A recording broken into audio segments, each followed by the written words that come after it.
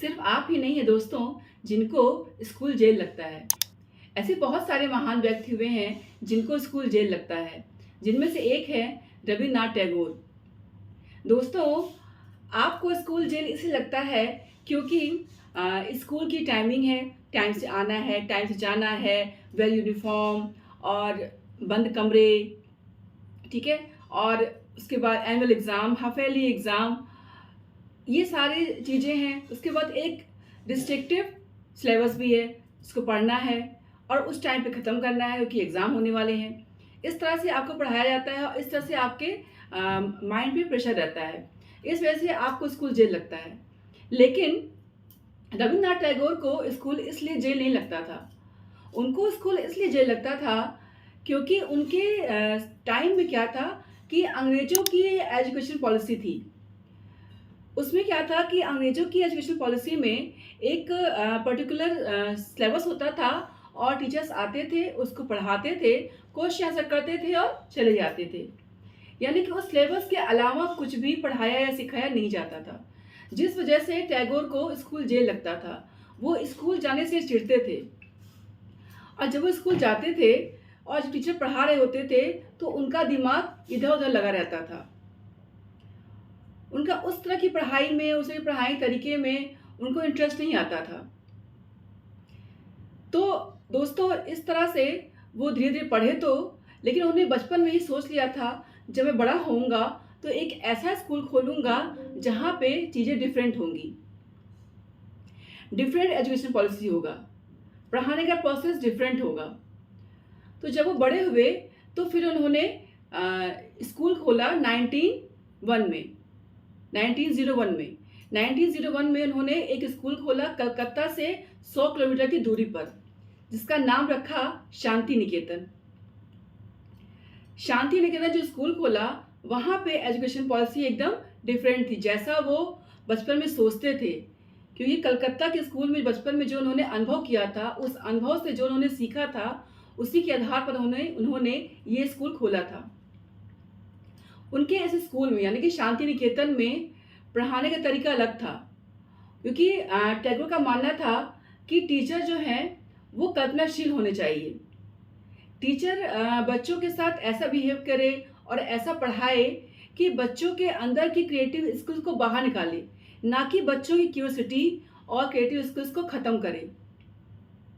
बच्चे जब स्कूल में आए तो उनकी सब्जेक्ट के प्रति इंटरेस्ट हो, उनका पढ़ने का मन करे, उनका स्कूल आने का मन करे। और छोटे बच्चों के लिए उन्होंने कहा कि जो प्राइमरी बच्चे होते हैं, यानी कि प्राइमरी स्कूल में पढ़ने वाले बच्चे, छोटे बच्चे, उनको सेल्फ लर्निंग होनी चाहिए।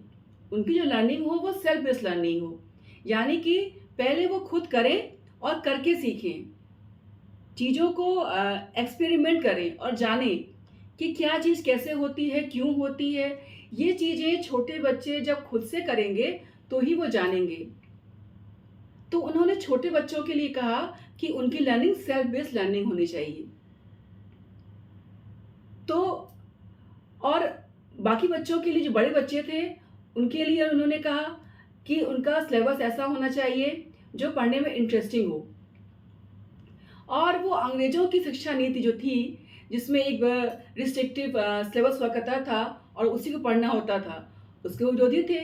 इसीलिए उन्होंने अपने स्कूल में ऐसा सिलेबस बनाया कि जो सिलेबस है वो तो पढ़ना ही पढ़ना है, उसके अलावा बच्चों का ओवरऑल डेवलपमेंट हो, यानी कि चारों तरफ से हर चीज़ की जानकारी उनको हो।